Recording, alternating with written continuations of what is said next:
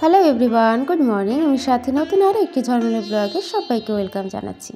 আজ হচ্ছে শনিবার আর সময়টা সকাল বলতে পারো 9টা। চলো ব্লগটা স্টার্ট করছি সকালে আমার এই ফুলগুলোকে দিয়েই। গতকালকে তোমাদের বলেছিলাম যে বাজার থেকে অনেক ফুল গাছ কিনে এনেছে, তো সেগুলো বালতির মধ্যে আর কি হালকা জল দিয়ে সেগুলোকে রেখেছি। তো আজকেই বসাবো আর কি। ছোট্ট একটা বালতির মধ্যে ফুল গাছগুলোকে রেখেছি। সত্যি কথা বলতে কি মানে এত সুন্দর লাগছে না, দোকানে যেরকম বালতির মধ্যে গোলাপগুলো বসিয়ে রাখে, দেখতে কিন্তু বেশ ঝাঁকড়ালো, খুব সুন্দর লাগে। মনে হয় যেন বালতিটা ধরে নিয়ে চলে আসি। তো আমারও সেই অবস্থা হয়েছে, বা মানে গাছগুলো আর মাটিতে বসাতে ইচ্ছা করছে না, মনে হচ্ছে এইভাবেই যেন বালতিতে থাকুক। প্রত্যেকের উদ্দেশ্যে একটা কথা বলতে চাই, যে বা যারা আমার ভিডিওতে আসছে তাদেরকে কিন্তু অবশ্যই আমি ফুল সাপোর্ট করছি। তো আশা রাখছি তোমরাও আমাকে ফুল সাপোর্ট করবে, এই আশা রেখেই আর কি। আর তোমাদের পরে এই বিশ্বাসটুকু রেখেই কিন্তু প্রতিদিন ভিডিও ছাড়ি যে আমার বন্ধুরা আসবে। তো যাই হোক, চলো সকাল সকাল হচ্ছে লাকি ব্যাম্বুটা জল শুকিয়ে গেছিলো, তো ওটাকে আর কি চেঞ্জ করে নিলাম। আর হচ্ছে তারপরে তো সকালে যেটা কাজ আর কি, সববার প্রথমে আর কি রান্নাঘরটাকে পরিষ্কার করে আগে ভাত বসাতে হবে। মানে সকালে খাবারটা আগে করতে হবে, তারপরে অন্য বাসি কাজ যা থাকবে আর কি সেগুলো করব।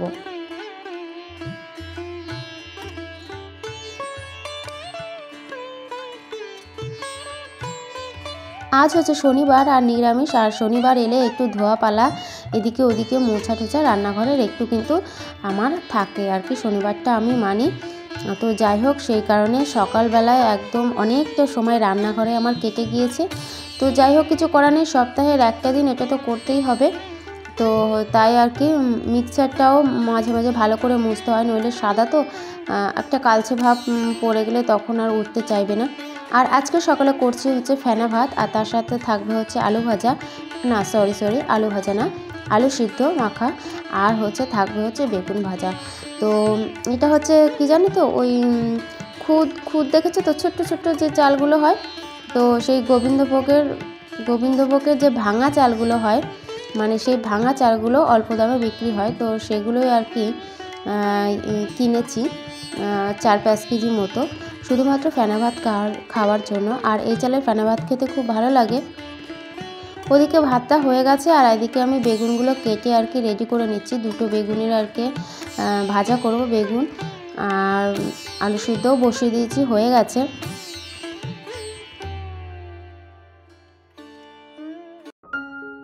তোমাদের সাথে কথা বলতে বলতে কিন্তু আমার বেগুন ভাজাও আমি নামিয়ে ফেলেছি একদম। আর তার সাথে করেছি হচ্ছে কয়েকটা শুকনো লঙ্কা আর কি, আলুটাকে মাখবো বলে। তো চলো এবার এখন হচ্ছে সবাইকে খেতে দেবো। সবার জন্য ভাত বেড়ে ফেলেছি, আর এই থালাটা রেডি করেছি হচ্ছে আমার মেয়ের জন্য, তাই সেটাই তোমাদের আর কি দেখিয়ে দিলাম। আর সত্যি কথা বলতে কি, এই শীতের সকালে বলো আর রাতে বলো হচ্ছে এরকম গরম গরম ফেনা ভাত, তার সাথে একটা কাঁচা লঙ্কা, অবশ্যই এটা পাকা লঙ্কা আর কি দেখানোর জন্য দিয়েছি। তো আর আলু সিদ্ধ আর বেগুন ভাজা, এটা হলে তো কোনো কথাই হবে না। চলো, বললাম না তোমাদের যে গাছগুলো আমার কিছুতেই বসাতে ইচ্ছা করছে না, কিন্তু কিছু করার নেই, ওইভাবে তো আর গাছগুলো বড় হবে না। তো মাটিতে বসিয়ে ফেলেছি আর কি। তো আমার ঘরের সামনেই যে ছোট্ট ব্যালকনিটা আছে, ওখানে তো গাছ লাগানোর জায়গা আছে, তো ওখানেই আর কি এই গাছগুলো বসিয়ে দিলাম। এই জায়গাটা অনেকটা মাটি কম আছে, তার জন্য আমি কি করি, সবজির খোসাগুলো এর মধ্যে দিয়ে দিই। আর সবজির খোসাগুলো মানে পচে গিয়ে তো মাটির সাথেই মিশে যাবে, যার জন্য আগের থেকে অনেকটা উঁচু হয়ে গেছে। আর এখানে প্রচুর সবজির, বাড়িতে তো প্রচুর সবজির খোসা হয়, সে তো প্রত্যেকের বাড়িতেই হয়। আর সবজির খোসা একটাও আমি ফেলি না, সমস্ত কিছু আর কি সবজির খোসাগুলো এমনি গাছের গোড়ায় আর কি দিয়ে রাখি। আর জল পড়তে পড়তে সেগুলো কিন্তু নরম হয়ে একদম পচে যায়। তো যাই হোক, চলো টুকটুক করে একটা একটা করে হচ্ছে ফুল গাছগুলো কিন্তু এখানে বসিয়ে দিলাম। ভেবেছিলাম হচ্ছে টবে বসাবো ভেতরে, কিন্তু চিন্তা করলাম ফুল গাছ কিন্তু সূর্যের আলো ছাড়া কিন্তু ভালো হয় না। তো সেই কারণে আর কি বাইরে মাটিতেই বসিয়ে দিলাম, টবে আর বসালাম না। তবে টবে দুটো গাছ আর কি বসিয়েছি, আর বাদবাকি সবই আমি বাইরে দিয়ে দিয়েছি। আমার দাদা বলে যে ওই একটা ঘরকেই প্রত্যেক দিন দেখাবে, দাদা আমরা হচ্ছি ব্লগার, ঠিক আছে। তারপরেও একটা কথা কি জানেন তো, খাঁচায় বন্দি পাখি দেখেছেন? পাখি তো অবশ্যই দেখেছেন খাঁচায় বন্দি। তো হচ্ছে ওই একটা ছোট্ট একটা খাঁচার মধ্যে পাখিটাকে পুরে রেখে টাইম মতো খেতে দেয়, একটু জল দেয়, ব্যাস এইটুকুই তার সাথে ভালোবাসা, ঠিক আছে। আর তো আমার মতো যেসব মেয়েরা আছে তারা প্রত্যেকেই এরকম খাঁচায় বন্দি পাখির মতো, ঠিক আছে। তাদের বাইরে বেরোনোর কোনো স্বাধীনতা নেই। মালিকদের যদি ইচ্ছা হয় কখনো, তখন আর কি মানে খাঁচা থেকে বের করে, ঠিক আছে। তো কি বলো তো, আবার খাঁচা থেকে বের করতেও ভয় পায় যদি পাখিটা উড়ে যায়, ঠিক আছে।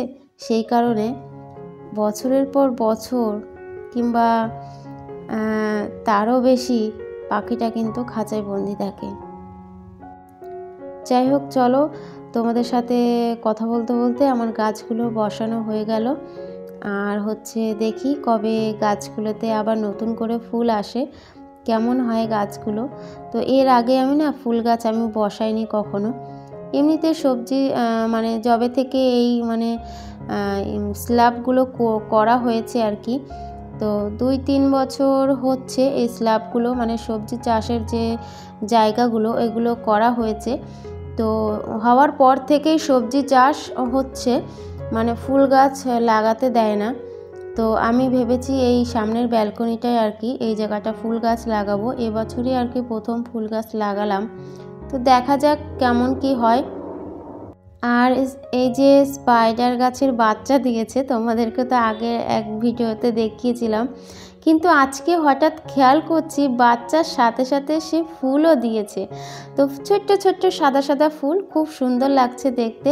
স্পাইডারের ফুল এর আগে কখনো আমি দেখিনি, আমি শুধু দেখেছি স্পাইডারের আর কি লম্বা লম্বা শীষ হয় আর তার মাথায় কিন্তু স্পাইডারের গাছ হয়।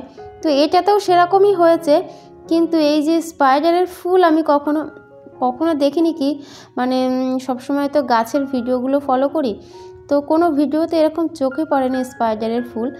তো চলো ওদিকের কাজবাজ সেরে আর কি চলে এলাম রান্নাঘরে। আর বললামই তো আজ শনিবার নিরামিষ রান্না করব। তার জন্য হচ্ছে শনিবারে প্রায় দিনই ডাল থাকবেই, আর হবে মুগ ডাল। তো তাই আর কি 200 গ্রাম ডাল নিয়ে নিলাম, কারণ দুবেলা খেতে হবে। তো হচ্ছে ডালটাকে ভেজে ওদিকে আবার ডাল সিদ্ধটা বসিয়ে দিয়ে এসে এদিকের গাছগুলোতে আবার একটু জলের স্প্রে করে দিচ্ছি। আর এই যে দেখো এই দুটো গাছই আমি আর কি ভেতরে বসিয়েছি, আর বাকি সব গাছগুলো আমি বসিয়ে দিয়েছি। ভিডিওতে ভয়েস দিতে বসলে যে কত রকমের সমস্যা আসে তার কোনো ঠিক নেই। একেতে রাস্তার সামনে বাড়ি, রাস্তায় অনবরত গাড়ি চলে। তারপরে যতই মেয়েটাকে বলে আসি না কেন যে শোনা আমি এখন একটু ভয়েস দিতে যাব, আমাকে এখন ডাকবে না, ততই খসড়ামো করে মা করে চেল্লাবে। হয়তো ছেলেটা এসে ভাইকে বলবে যা যা মা ওই ঘরে আছে যা, তো ভাইকে পাঠিয়ে দেবে, নয় ও এসে জ্বালাতন করবে, মানে কোনো না কোনো ডিস্টার্ব করবেই। তো ভয়েস দিতে বসেছি, অলরেডি অর্ধেক ভয়েস দেওয়া হয়েছে, তার মধ্যে এদিকে ছেলেটা ডাকছে, মেয়েটা ডাকছে, উঠে গেলাম তাদেরকে খাওয়া দাওয়া করিয়ে আবার আর কি মিনিমাম ধরো 1 ঘন্টা পরে, মোবাইলটা ওইভাবেই ফেলানো ছিল সমস্ত কিছু, তো আবার 1 ঘন্টা পরে এসে ভয়েস দিচ্ছি।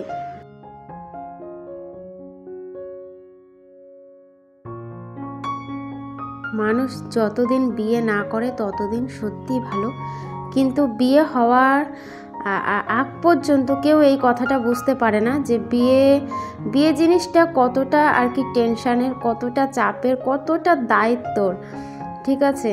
বিয়ে না হলে এই কথাগুলো কেউ বোঝে না যে কতটা দায়িত্ব তখন আর কি নিজের মধ্যে চলে আসে।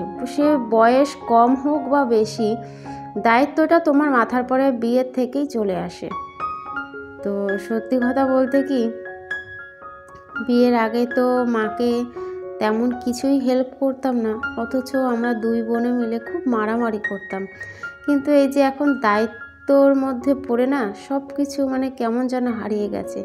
চলো, বেলা বাজে এখন 3:30 প্রায়। চলো দেখি আমার মেয়েটা কি করছে, কোথায় রয়েছে, চলো তোমাদেরকে দেখাই।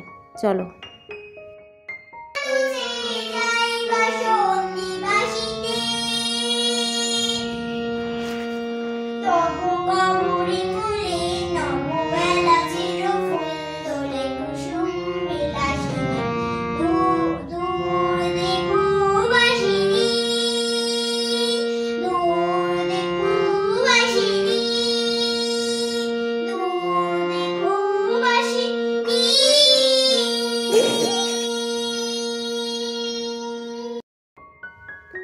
তো ও এখন মানে বেলা দুপুরবেলায় বসেছে আর কি। ওর যখন যা মন হয় ও তখন তাই করে। ও মানে টাইমে কোনো কাজ করে না, মানে যে টাইমটায় কাজ করার কথা সেই টাইমটা কাজ করে না, অন্যান্য টাইমে কাজ করে। ও যখন মন চায় ও তখন সেই কাজটা করে। তো চলো, স্নান টান করে পুজোটা সেরে নিয়েছি। আমার ছোট্ট একটা ঠাকুরের জায়গা, খুব ইচ্ছে ঠাকুরের জায়গাটাকে একটা সুন্দর করে সাজাবো। জানি না কবে সেই দিনটা আসবে। এইভাবেই তো এখন ঠাকুর পুজোটা আর কি শেষ মানে দিচ্ছি। তো দেখি কবে আর কি ঠাকুরের কৃপা হয়। আমার মানে সুন্দর করে একটা আসন করার ইচ্ছা আছে। তো চলো, ওদিকে পুজো দিয়ে আবার রান্নাঘরে এসেছি। দুপুরবেলা না একটু বেগুন ভাজবো আবারও। সকালবেলা তো করেছিলাম, আবার দুপুরে করব, তার জন্য তেলটা শেষ হয়ে গেছিলো, তেলটা ভরে নিচ্ছি। চলো, আজকের মতো ভিডিওটা এইটুকু, দেখা হচ্ছে আবার পরে ভিডিওতে। চলো, টাটা, বাই।